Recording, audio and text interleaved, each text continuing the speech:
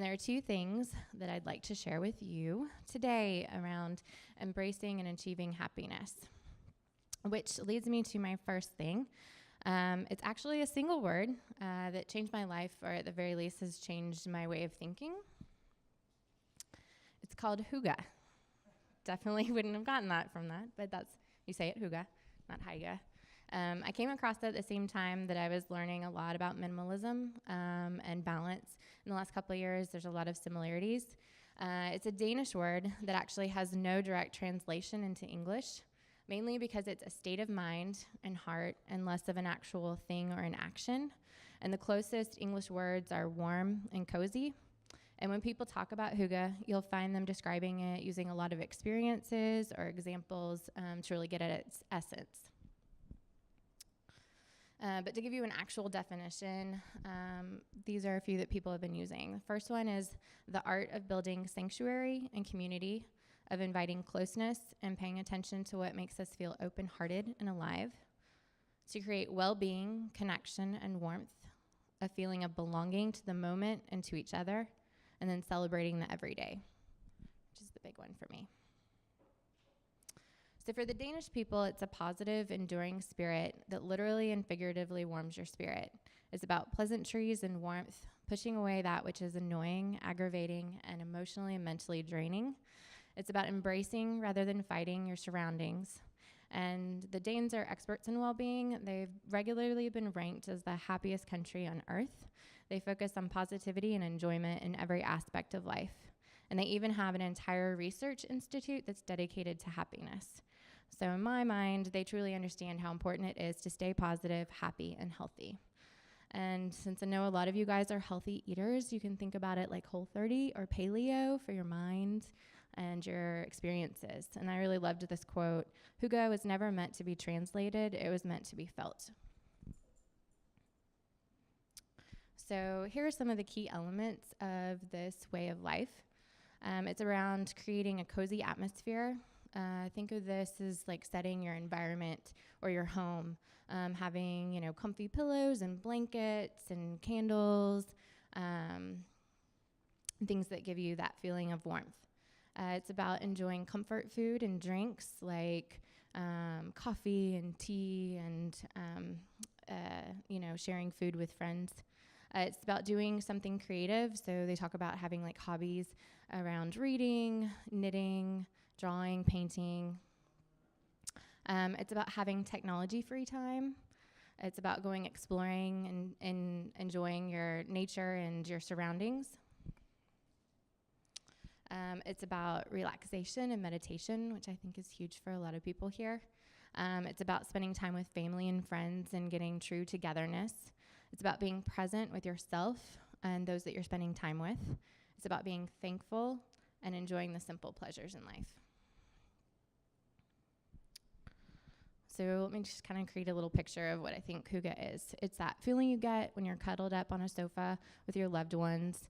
It's warm knitted socks in front of the fire when it's dark and cold and stormy outside. It's that feeling when you're sharing good comfort food with your closest friends and family, maybe by candlelight or twinkle lights, and exchanging easy conversation. It's those cold, crisp blue sky mornings when the light through the window is just right. It's focusing on the small things that really matter, spending more quality time with friends and family, and enjoying the good things in life.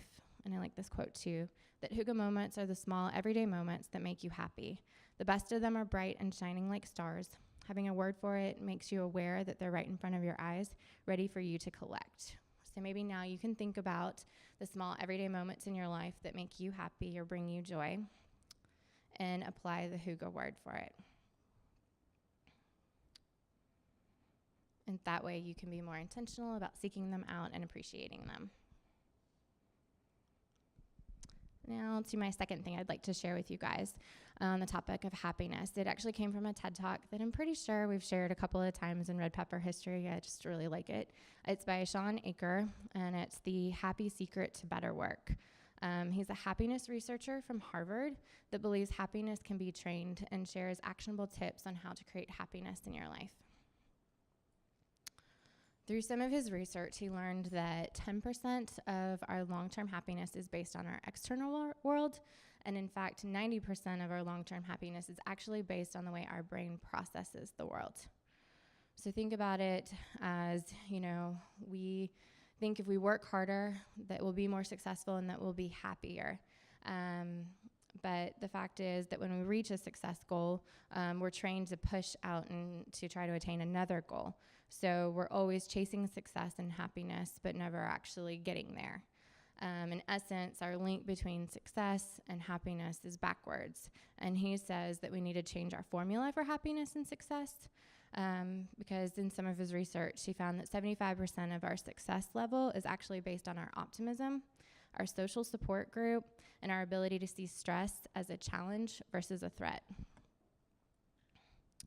So in actuality, the positivity in our present makes us more successful.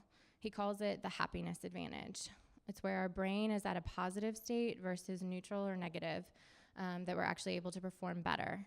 Our intelligence, our creativity, and our energy levels are all higher, meaning that we can be more productive, more resilient, have less burnout and less turnover, and achieve greater results. It's positivity that turns on these learning centers in our brain that allow us to adapt to the world around us. And so he actually believes and gives examples of how we can train our brain to be more positive. One of them is the 3 gratitudes. He talks about writing down 3 new things each day that we're grateful for. And over the course of 21 days, you'd be able to develop a habit and actually train your brain to think about the positive first. He talks about journaling.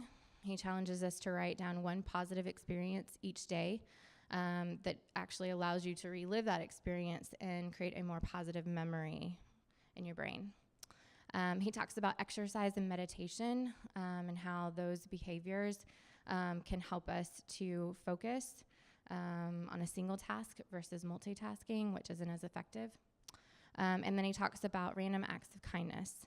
He recommends praising 1 person from our social support group each day. And by giving them positive feedback, it's making you see the best in the people you surround yourself with. So at the end of the day, whether it's Hygge or the happiness advantage, I just believe that happiness is a choice.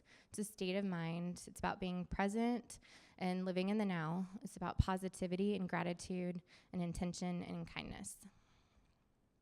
So what I'm challenging all of you to do is reverse the formula for happiness in your own life, to train your brain to be more positive, embrace a Hygge lifestyle, or the things that bring you joy and comfort, and create real change in your daily life.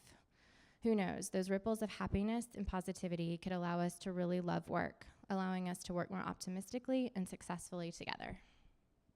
Thank you.